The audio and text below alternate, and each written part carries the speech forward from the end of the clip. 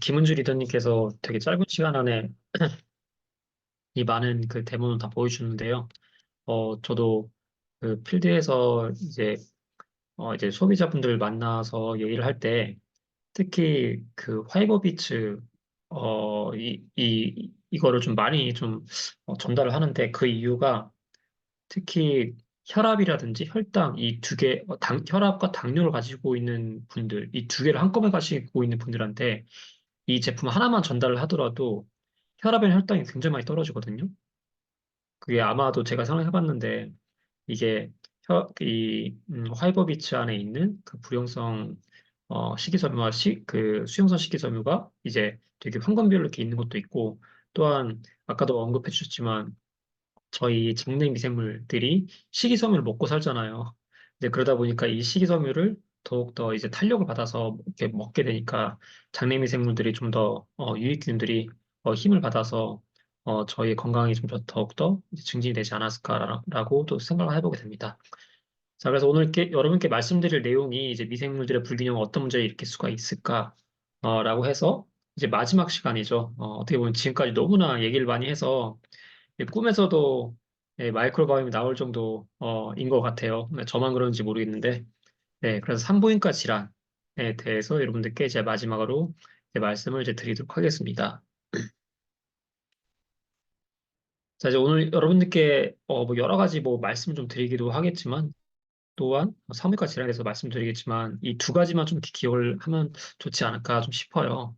첫 번째로는 이 장안에 여러 가지 유익균과 뭐 더불어서 중간균, 유해균도 살겠지만 저희 몸 안에 특히 이제 여성분들의 이제 질 안에서도 유익균과 유해균이 존재합니다. 그런데 이러한 유익균이 보통 90에서 95%의 이러한 비율을 가지고 있고요. 그리고 이게 너무나 중요한 포인트인데요. 이러한 유익균들이 하는 역할이 다양하게 있지만 특히 이 산성도를 유지를 합니다. 이게 굉장히 중요한 포인트예요. 이게 그 밑줄 쫙 말 그대로 이제는 해야 하는 이제 그런 부분이고요. 산성도. 그럼 산성도가 왜 중요하느냐? 이제 두 번째로는 이 산성도를 유지하기 때문에 유해균들이 얼씬도 못하게 하는 이런 환경을 제공하는 게 바로 이 산성도를 유지하는 거거든요. 따라서 이 질 안에 특히 이제 여성 질환 관련돼서 어, 산성도가 무너지게 되면은, 즉, 이 마이크로바이옴의 이제 불균형이 이루어지게 되면은, 산성도가 이제 무너지게 되면서, 이제 산도가 높아지게 됩니다. 그러면서 유해균들이 이제 들어오게 되고, 또 뭐 칸디다성 뭐 뭐, 이러한 질염이라든지, 다양한, 우리 몸에 유해한 이런 균들이 들어오기 때문에, 이 산성도를 유지하는 이 유익균들의 영향이 굉장히 중요하다라는 거를 좀 말씀을 좀 드려보고 싶습니다. 자, 그래서 이러한 유익균들이 바로 외부에 연결된 생식기를 일차적으로 보호하는 역할을 하는 거죠. 그리고 특히 유익균 중에 가장 많은 비율을 차지하는 게 바로 락토바실러스입니다. 여러 번 들어보셨을 것 같아요. 그래서 이런 락토바실러스가 하는 역할이 이 질상피 세포의 글리코겐이 무엇이죠? 저희 포도당을 이 근육에서 이러한 이렇게 에너지 형태로 변환되는 게 바로 글리코겐입니다. 그래서 이 글리코겐을 유산으로, 즉 젖산으로 변환을 하는 이제 역할을 하는 게 바로 락토바실러스인데요. 당연히 젖산으로 변화가 되니까 산도가 이제 유지가 되게끔 하는 거죠. 그래서 이 질 안에는 산도가 3.8에서 4.5도로 이렇게 일정하게 이제 유지가 되어야 합니다. 바로 이렇게 유지를 시켜주는 게 락토바실러스인 거죠. 그래서 이제 외부에서 질을 통해서 침입한 세균들을 이제 서식하는 거를 저지를 하는 역할이 바로 이러한 락토바실러스와 같은 유익균들이 하는 역할인 거죠. 자, 그래서 질 안에 마이크로바이옴의 균형이 깨진다면 어떻게 되는 걸까요? 아까도 말씀드렸지만 바로 유해균들이 들어와서 침입을 하게 되는 거죠. 그래서 도둑들이 들어와서 이제 저희 이제 집에 있는 환경들을 도둑질을 하게 되는 거죠. 네. 그래서 여러분들께 말씀드릴 이제 질환이 총 세 가지가 있습니다. 대표적인 질환 중에 첫 번째 자궁내막증. 자궁내막증은 자궁 밖에 자라는 자궁내막과 같은 조직을 특징을 얘기를 한 거고 전 세계 가임기 여성의 약 10%가 영향이 있습니다. 그리고 특히 이제 젊은 여성분도 이 자궁내막증 많이 요즘에 걸리시더라고요. 이제 원인은 저희 이제 그 의학적으로 저희가 알고 있기는 선천적인 체질이라든지 호르몬 불균형 등에서 일어난다라고 이제 원인이 알려져 있는데 이게 굉장히 만성적인 굉장히 고통스러운 질병입니다. 그리고 증상으로는 전신 염증이라든지 반응 조직과 같은 다양한 병변들이 일어날 수가 있고요. 또한 이외에도 만성적인 골반 통증이 굉장히 심합니다. 그리고 월경중 또는 월경 사이에 과다출혈 등이 있을 정도로 자궁내막증은 굉장히 여성분들한테 특히 고통스러운 이제 질환인 거죠. 그리고 뭐 불임이라든지 피로 우울증 이러한 치료의 선택지가 없이 증상만 관리할 수밖에 없기 때문에 굉장히 힘든 질환이라고 하는 거죠. 그런데 이 2014년도에 나온 이러한 이 논문에 따르면은 이 pH 아까 제가 산도를 말씀드렸잖아요. 이 자궁내막증을 가지고 있는 분들의 산도를 확인해 보니까 당연히 어떻겠죠? 산도가 1번 올라가 있다. 2번 내려가 있다. 어떻게 됐을까요? 산도가.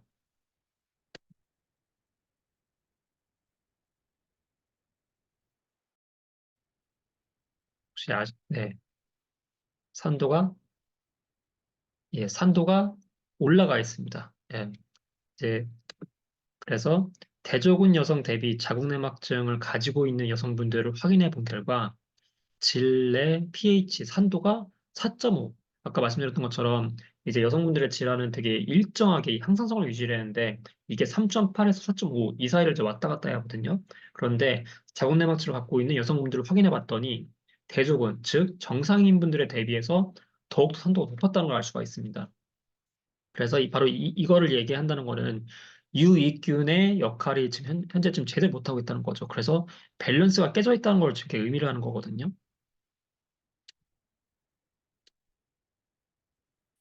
그래서 아까 말씀드렸던 락토바실러스 이외에 후소박테리움이라는 이러한 이 박테리아가 있습니다. 이 부분 이 세균은 제가 예전에 한번 말씀드렸지만 이 푸소박테리움이라는 이 균은 보통 입이라든지 대장에서 상제를 하는 이 균입니다. 그런데 치주 질환 그리고 대장암 원인주로도 이 염증으로 인해서 이제 유발을 하기도 하는데요.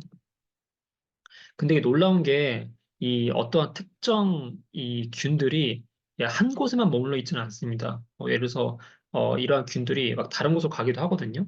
그런데 자궁내막증 수술을 받은 환자의 조직을 확인해 봤습니다. 확인해 봤더니 60%의 환자 조직에, 즉, 이 질 안에 이 세균이 존재를 한다는 거죠. 즉, 푸소박테리움이 있지 않아야 할 곳이 이 질환에 이제 존재를 한다는 거죠. 그만큼 이 질환의 이제 그 상태가, 이 마이크로바이옴 상태가 이제 불균형이 되어서 이러한 푸소박테리움이라는 이러한 유해균이 이쪽으로 이 질환으로 들어와서 이 상태를 좀 약간 불균형적으로 만들었다는 거죠. 따라서 이 푸소박테리움이라는 세균이 자궁내막증 발병에 기여를 할 수 있다는 가능성이 여기 이 논문에서 확인을 할 수가 있었습니다. 그리고 또한 이 자궁내막증을 발병시킨 쥐에다가도 이 세균을 감염시켰더니 어떤 일이 벌어졌느냐?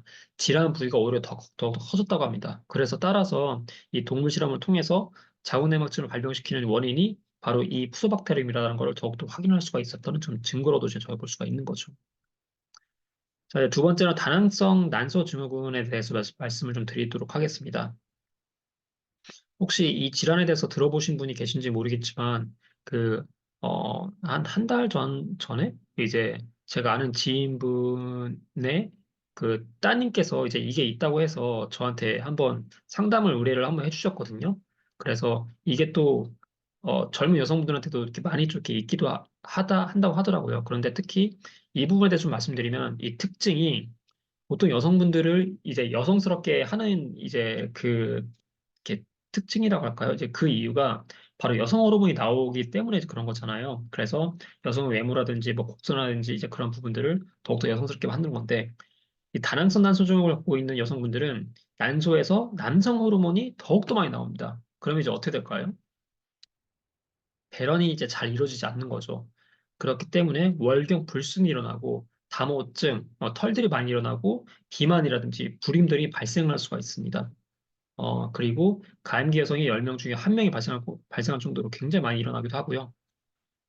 그리고 장기적으로도 복부 비만, 고혈압, 높은 혈당, 지방 혈증, 낮은 HDL 콜레스테롤이 이렇게 있을 정도로 되게 다양한 이러한 만성 질환들을 가지고 있는 게 특징입니다. 그래서 다낭스 난소 증후군을 갖고 있으면 굉장히 좀 또한 가슴이 아픈 이제 그런 질환이기도 한데요. 다낭스 난소 증후군을 갖고 있는 여성분들 확인해 봤더니 또 pH가 어떻게 됐을까요? 이 다낭스 난소 증후군을 갖고 있는 분들이 어, 이 질내 안의 pH가 증가하는 경향을 이제 확인할 수가 있었습니다. 그래서 또 당연히 질내 안에 있는 pH가 즉 산도가 올라갔다는 말은 이 락토바실러스라든지 이런 유익균들이 해야 할 일들이 제대로 못하고 있고 또한 마이크로바이옴 환경이 불균형이 일어났기 때문에 질내 pH가 좀 올라갔다.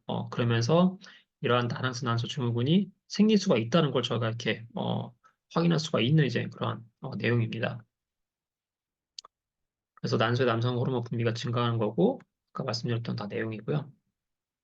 그래서 특히 이 비만을 가지고 이 다낭스난소 증후군을 갖고 있기도 하면서 비만이 있는 분들을 확인해 봤더니 장내 세균이 특히 유해균이 많이 이렇게 있는 걸 확인할 수가 있었고요.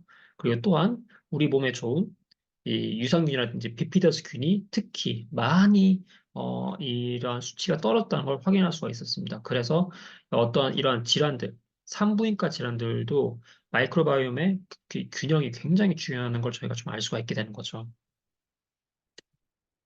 자, 이제 마지막입니다. 자궁경부염. 음, 자궁경부염이란 자궁 입구에 있는 자궁경부에 염증이 생기거나 균에 감염되는 질환을 이제 일컫는 거거든요. 그래서 주로 자궁경부나 자궁경관을 덮고 있는 점막에서 발생을 하게 되는 거고요. 그리고 이건 전염성이기도 하고, 사춘기 이후에 모든 연령층의 여성에게 나타날 수가 있습니다. 그리고 급성 같은 경우는 박테리아 바이러스 감염으로 이제 일어날 수가 있게 되고요. 자, 그렇다면 마지막 질문입니다. 자궁경부염을 갖고 있는 여성분들의 pH는 어떨까요? 올라가 있을까요? 내려가 있을까요?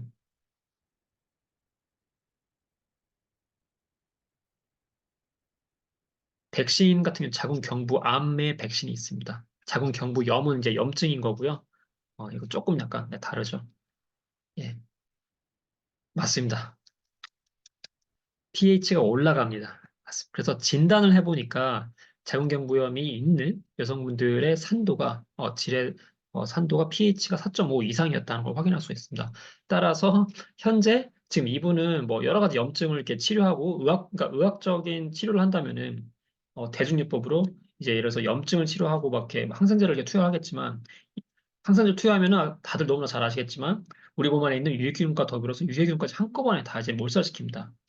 그렇기 때문에 만약에 항생제를 투여한다 하더라도 꼭 우리 몸에 좋은 프로바이오틱스를 같이 섭취하면 굉장히 좋겠고요. 그리고 아예 이러한 자궁경부염이라든지 뭐 이러한 다낭스 난소 증후군 같은 것들을 걸리지 않기 위해서는 최대한 예방하기 위해서는 저희가 좋은 프로바이오틱스 유산균들을 그리고 저희가 먹어주는 게 굉장히 좋겠다라고 좀 말씀을 드리면서 이제 오늘 5분 강의는 마치도록 하겠습니다. 제가 다음 시간에 드디어 네, 이 네, 마이크로바이옴에 대해서는 이제 다른 이제 주제로 저희 여러분들께 말씀을 드리도록 하겠습니다. 감사합니다.